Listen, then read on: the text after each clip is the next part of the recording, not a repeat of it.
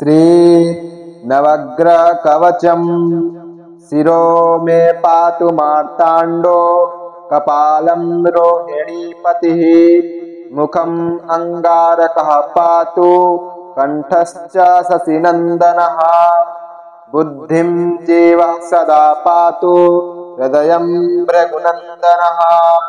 जठरं च शनिः पातु जिह्वां मे दितिनन्दनः। पादौ केतु सदा पातु वाराः सर्वाङ्गमेव च।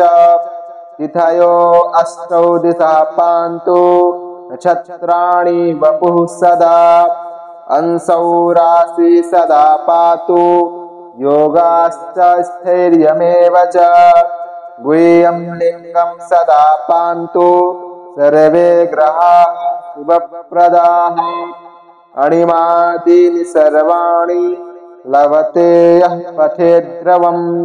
एतां रक्षां पठेद्यस्तु भक्त्या स प्रयता सुधीः। स चिरायुः सुखी पुत्री रणे च विजयी भवेत्। अपुत्रो लभते पुत्रं धनार्थी धनमाप्नुयात्। दारार्थी लभते भार्यां सुरूपां सुमनोहरां।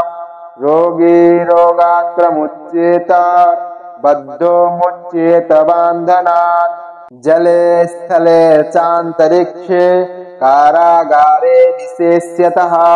यः करे धारयेत् नित्यं भयं तस्य न विद्यते।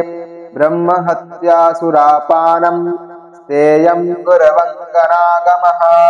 सर्वपापैः प्रमुच्येत कवचस्य च धारणा।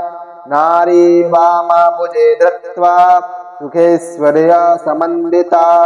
काकवन्द्या जन्मवन्द्या मृतवत्सा चया भवेत्। बभ्वपत्या जीववत्सा कवचस्य प्रसादतः।